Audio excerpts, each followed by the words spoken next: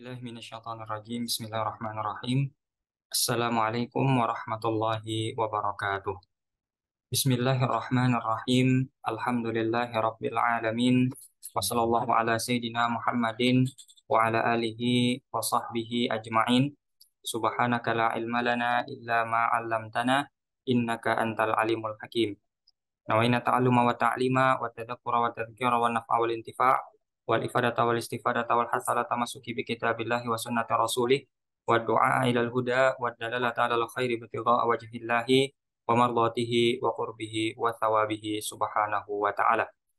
Amma ba'du, alhamdulillah pada kesempatan hari ini kita kembali diberikan izin oleh Allah Subhanahu wa taala dan juga diberikan nikmat yang sangat luar biasa, utamanya nikmat sehat, nikmat kesempatan, nikmat iman dan Islam, sehingga kita masih dapat untuk sama-sama melanjutkan pengajian pembahasan kitab Al-Yaqutun Nafis, yang mana kita sudah sampai pada pembahasan mengenai atau seputar pembahasan sholat, dan insya Allah pada pertemuan kali ini, begitupun dengan pertemuan-pertemuan berikutnya, kita akan membahas mengenai rukun-rukun sholat.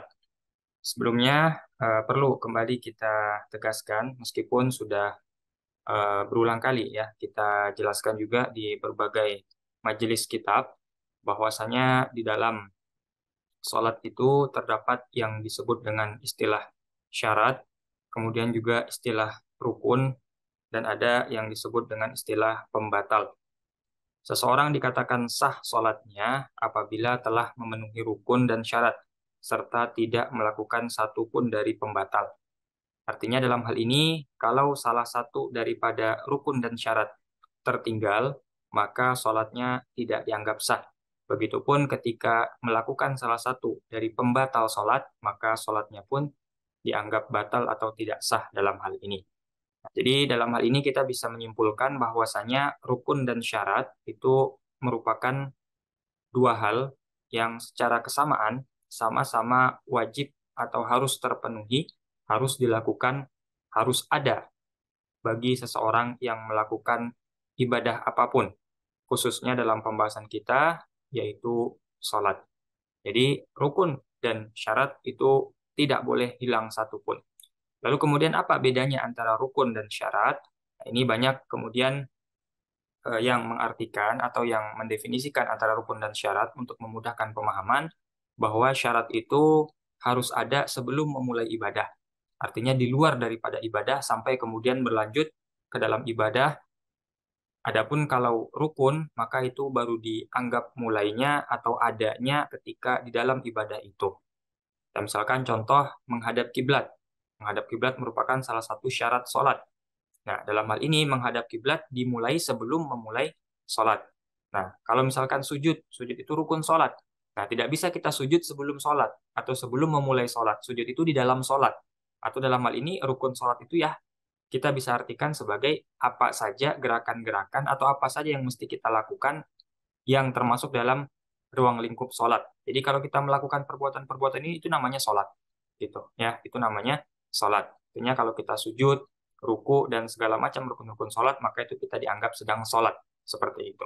Itu yang bisa membedakan antara rukun dan syarat. Jadi secara sederhana, baik rukun maupun syarat memiliki kesamaan, yaitu sama-sama wajib ada, wajib dilakukan oleh seseorang yang mendirikan sholat atau ibadah secara umum. Adapun secara perbedaan, syarat ini di luar daripada ibadah, kalau rukun itu di dalam ibadah. Kemudian kita juga sering mendapati beberapa rukun ya dalam ibadah itu tidak dinamai atau tidak diberi judul dengan rukun, tapi fardu. Sebagaimana dalam bab wudu, ya kita tidak menemukan atau tidak mendapatkan di situ tertulis arkanul wudu, tapi furudul wudu. Pada dasarnya, secara sederhana untuk kalangan pemula, rukun maupun fardu ataupun kewajiban. Jadi wajibnya sholat, rukunnya sholat, fardunya sholat itu bisa kita artikan sama. Atau mudahnya kita anggap saja ketiga hal ini sama. Kenapa? Karena yang paling penting adalah kita memahami bahwasanya tiga hal ini merupakan substansi dari sholat itu sendiri atau ibadah-ibadah lainnya. Ya, hanya nanti perbedaan dalam permasalahan yang berkaitan dengan haji di mana di situ dibedakan antara rukun haji dan juga wajib haji. Tetapi di lain atau selain daripada bab haji, antara rukun, furud maupun wajibat itu bisa kita maknai sama.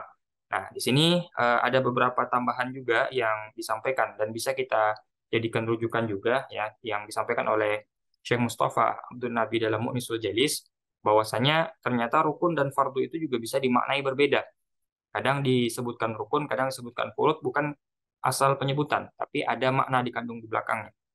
Beliau katakan bahwasanya di dalam bab sholat disebutkan istilah rukun, sementara dalam bab wudhu disebutkan istilah furud ya atau fardu. Nah, dalam hal ini sebagai isyarat bahwasanya terdapat perbedaan antara pelaksanaan rukun sholat dengan pelaksanaan furud wudhu. Di mana kalau furudnya wudhu itu bisa dilakukan secara terpisah, artinya tidak mesti harus mualah. Jadi mungkin melakukan satu rukun, membasuh muka, kemudian ada jeda, lalu kemudian lanjut rukun yang kedua, jeda lagi, rukun yang ketiga itu sah. Tapi kalau sholat, karena namanya bukan furud, tapi rukun, maka seolah-olah seperti bagian yang tidak bisa terpisah. Maka setelah menyelesaikan satu rukun, harus lanjut ke rukun berikutnya. Tidak ada orang sholat setelah apa namanya i'tidal misalkan sebelum sujud dia istirahat dulu, nggak ada, tapi i'tidal langsung setelah itu lanjut kepada rukun berikutnya. Berbeda dengan kasusnya wudhu yang mungkin juga pernah kita bahas ya. Jadi dalam kasus misalkan kalau ada si fulan ini ya dia niat wudhu plus membasuh muka di satu masjid, tiba-tiba airnya habis dan dia dapat informasi di musola di sebelah ada air, maka dia pindah ke musola sebelah untuk membasuh tangan dengan catatan basuhan pertama belum kering. Nah, dalam hal ini apakah sah wudhu yang semacam itu? Jawabannya sah, ya sebelum kering anggota sebelumnya itu. Maka dalam hal ini boleh dipisah-pisah antara satu rukun dengan rukun yang lain, karena dia sifatnya adalah fardu, yang penting kita mendatangkan dan melakukannya sebelum kering anggota sebelumnya. Nah, berbeda dengan rukun, dalam hal ini dalam konteks sholat, maka harus dilakukan secara berturut-turut. Setelah satu, lanjutkan yang berikutnya, lanjutkan yang berikutnya, lanjutkan yang berikutnya. Tidak bisa dijeda atau pindah masjid, bahkan itu tidak bisa. Kita kemudian sholat, ruku, ya setelah itu istirahat, kemudian kita pergi ke musola sebelah, tidak langsung, tidak bisa, harus diulang dari awal kembali. Berbeda halnya tadi dengan masalah wudhu ya, dengan beberapa catatan-catatan, tidak mutlak juga dibolehkan dalam hal wudhu. Jadi sudah ada beberapa catatan yang mungkin bisa kita merujuk lagi nanti di permasalahan atau bab wudhu seperti itu. Nah, dalam hal ini Syekh Mustafa Abdul Nabi menyebutkan bahwasanya karena sifat sholat yang seperti itu, maka disebut istilahnya rukun. Sementara sifat wudhu yang berbeda dengan sholat, yang dalam hal ini bisa ada jeda atau bisa dipisahkan antara satu rukun dengan rukun lainnya, dengan catatan syarat yang tadi kita sebutkan beberapa, maka disebut istilah fardu saja ketika permasalahan yang berkaitan dengan wudhu. Jadi itulah bedanya antara furudul wudhu dengan arkanus sholat. Sementara kita biasanya memahami kedua-duanya dimaknai dengan rukun. Seperti itu. Itu hanya sedikit tambahan yang mungkin bisa dijadikan juga sebagai tambahan referensi untuk kita ketika nanti membaca kitab fikih, ada istilah rukun, ada istilah furud, seperti itu. Kemudian arkanus salati, ya, qala al-musannif rahimahullah taala, rukun-rukun salat, ya, rukun-rukun salat. Arkanus salati, apa yang dimaksud dengan rukun salat? Tadi sudah kita bahas ya. Sederhananya rukun salat itu adalah substansi dari salat. Kalau kita tanya salat itu ngapain aja sih? Ya jawabannya adalah rukun salat. Gitu ya. Wudu itu apa sih? Ya berarti furudul wudu gitu. Ya. Nah, jadi rukun itu menunjukkan substansi dari apa yang kita sebutkan. Ya. Rukun salat ya berarti salat itu ya seluruhan dari rukun salat. Ya. Coba contohkan bagaimana salat itu. Ya berarti yang dicontohkan adalah rukun salat dari awal sampai dengan akhir. Maka arkan bisa diartikan dengan ajza. Jadi arkanus shalah ai ajzaus shalah ya allati tatarakkabu minha hakikatuha, yang mana hakikat sholat itu tersusun dengan rukun-rukun tersebut. Dengan terpenuhnya rukun maka dianggap seorang itu telah melakukan sholat. Ya berbeda dengan syarat. Ya kita menghadap kiblat, kita suci, ya dan melakukan syarat-syarat lainnya. Apakah kita sudah dianggap sholat? Jawabannya belum. Ya sudah dianggap sholat? Jawabannya belum. Kenapa? Bahkan kita belum dianggap melakukan satu perbuatan sholat pun di situ. Karena rukun syarat sholat itu di luar sholat, ya dimulai sejak di luar sholat, belum masuk kita ke sholat. Artinya ketika kita memenuhi rukun, belum tentu kita masuk ke sholat. Tapi kalau kita melakukan sholat, nah sudah mulai sholat berarti sudah melakukan rukun-rukun sholat. Nah dan belum tentu juga kita melakukan semua rukun sholat dianggap sholat. Ketika tidak terpenuhi syarat, maka otomatis kita tidak dianggap telah melakukan atau mendirikan sholat. Seperti itu. Sab'ata asyara, beliau sebutkan di sini ada 17 ya. Habib Asy-Syadzili menyebutkan rukun sholat ada 17. Nah, di sini kita sama-sama ketahui ya bahwasanya di beberapa kitab ya itu terdapat perbedaan dalam menghitung jumlah rukun sholat. Ya, terdapat perbedaan dalam menghitung jumlah rukun sholat. Ada yang menyebutkan 17, ada yang menyebutkan 13, dan lain sebagainya.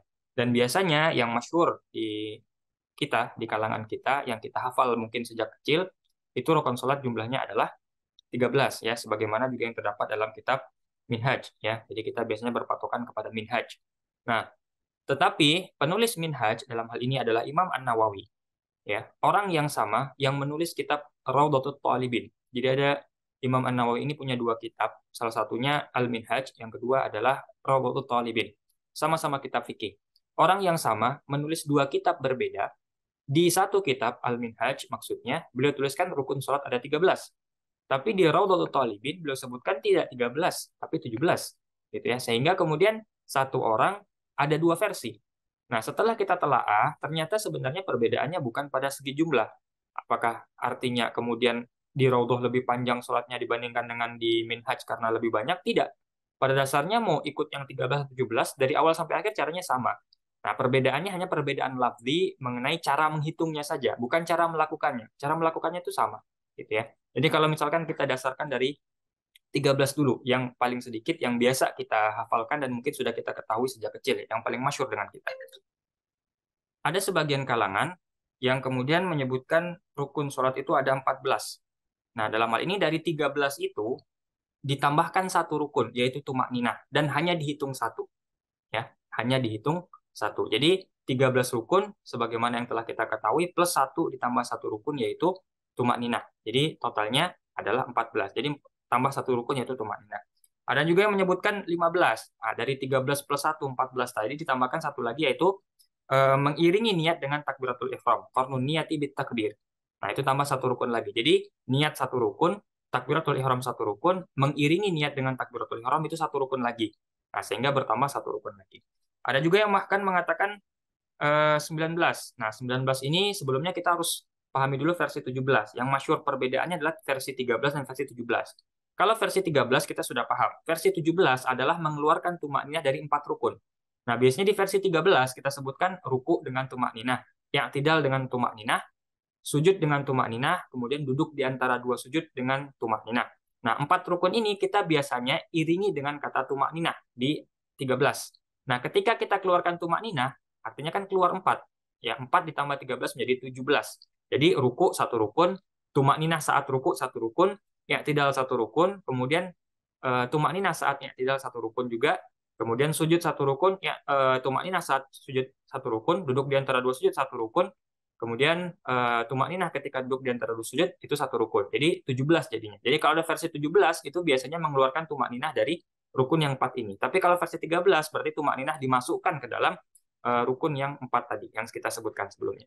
Nah, adapun versi 19 ya, adapun versi 19 maka dari versi 17 tadi ya, versi 17 kemudian ditambah rukun Qarnuniyah bit takbir ya, 17 tambah 1 18. Kemudian ditambah rukun ke-19-nya adalah khusyuk menjadi 19 rukun. Nah, jadi 19 itu dari versi 17 ditambah Qarnuniyah bit takbir tadi menjadi 18, kemudian tambah satu lagi khusyuk. Nah, ini bagi sebagian kalangan yang menganggap khusyuk merupakan salah satu bagian daripada rukun sholat. Ada juga yang menambahkan 20. Nah, kalau 20 berarti 19 tadi, versi 19 ditambahkan satu yaitu al-musolli, yaitu orang yang sholat itu termasuk ke dalam rukun sholat juga. Jadi al-musolli, orang yang sholat termasuk dalam kriteria rukun sholat juga. Sehingga totalnya menjadi 20. Nah, tapi di luar daripada perbedaan-perbedaan dari segi menjumlah itu, ya kita bisa simpulkan saja yang menjadi perbedaan paling pokok biasanya adalah di 13 atau 17. Perbedaan pun bukan perbedaan secara substansi. Artinya, mau sholat dengan cara 13 ataupun 17 itu sama saja. Pada akhirnya ya, begitu-begitu juga cara sholatnya. Hanya tadi ya, kalau versi 13 ada 4 rukun yang digabungkan, dalam hal ini berarti dengan tumakninah tadi, sementara kalau dalam versi 17, 4 ini dikeluarkan. Ya, 4 ini dikeluarkan tumakninahnya, sehingga menjadi 8. Gitu ya. Kalau di versi 13 menjadi 4 rukun, versi 17 menjadi 8 rukun, karena tumakninah dikeluarkan pada 4 gerakan ini. Seperti itu, maka menjadi 17. Ya. Jadi perbedaannya hanya di situ saja. Nah, 13 yang biasa kita ketahui dimulai dari niat, kemudian takbiratul ihram, berdiri, membaca Al-Fatihah, ruku dengan tumakninah, i'tidal dengan tumakninah, kemudian sujud dengan tumakninah, duduk di antara dua sujud dengan tumakninah, kemudian duduk tasyahud akhir ya, kemudian membaca tasyahud akhir, kemudian salawat Nabi gitu ya. Kemudian berikutnya adalah salam dan yang ke-13 adalah tertib ya, berurutan. Nah, 13 versi. Nah, kalau kita keluarkan tadi 4 bisa tambahkan 4 tumakninah. Jadi tumakninah saat ruku, tumakninah saat i'tidal, tumakninah saat sujud dan tumakninah saat duduk di antara dua sujud, sehingga 13 ditambah 4 menjadi 17. Nah, itu perbedaan cara menghitung rukun sholat versi 13 atau versi 17. Artinya dari versi 13 dan versi 17 apakah ada perbedaan? Sejatinya tidak ada perbedaan. Ya, hanya dalam penyebutan yang satu menyebutkan ruku dengan tumakninah, yang lain menyebutkan ruku satu, tumakninah satu. Toh pada dasarnya tetap ruku dan tetap tumakninah, ya mau versi yang manapun. Nah, di sini Habib Asy-Syatiri dalam Al-Yaqutun Nafis mengambil versi yang 17, ya, mengambil versi yang 17 yang pada dasarnya sama saja dengan versi 13. Jadi tumakninah akan diulang 4 kali nanti.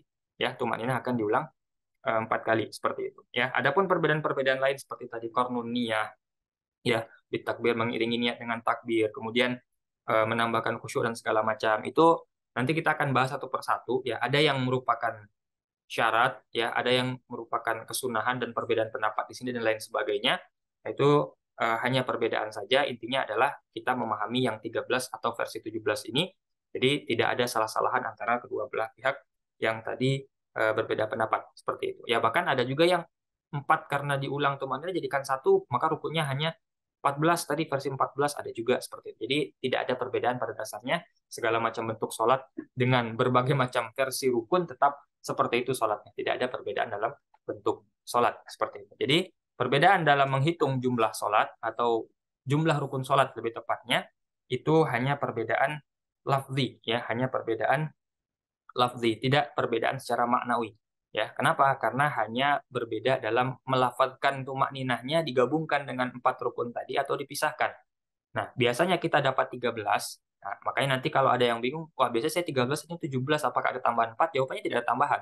Kita 13, di mana kita menggabungkan antara ruku, i'tidal, sujud dan duduk di antara sujud, di akhirnya ada tumakninah satu-satu. Nah, sementara versi 17 adalah melepaskan tumakninah satu-satu, sehingga ada 8, kita 4, mereka 8. Sebagaimana tadi yang telah kita jelaskan. Jadi perbedaannya hanya perbedaan lafzi. Karena nanti ya untuk sahnya ruku ya harus dengan tumakninah. Tanpa tumakninah rukunya nggak sah. Ya, jadi mau disebutkan tidak disebutkan pun nanti kita akan bahas secara detail satu persatu.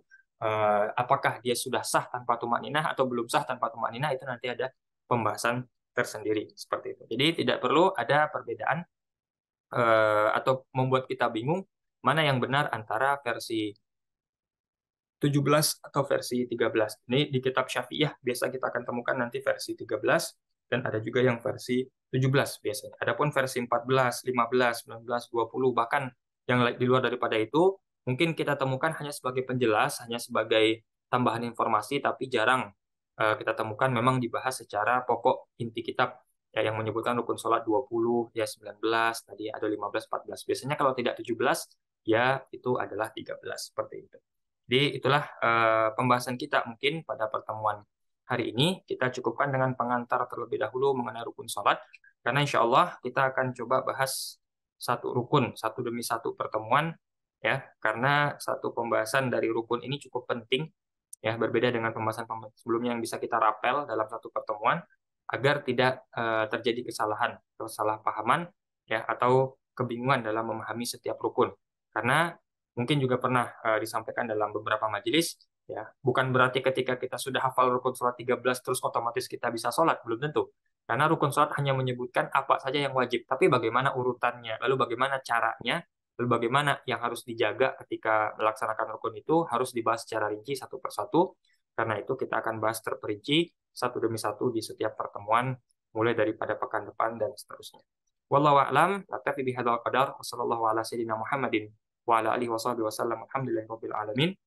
Akhirul kalam wabillahi taufiq wal hidayah. Wassalamualaikum warahmatullahi wabarakatuh.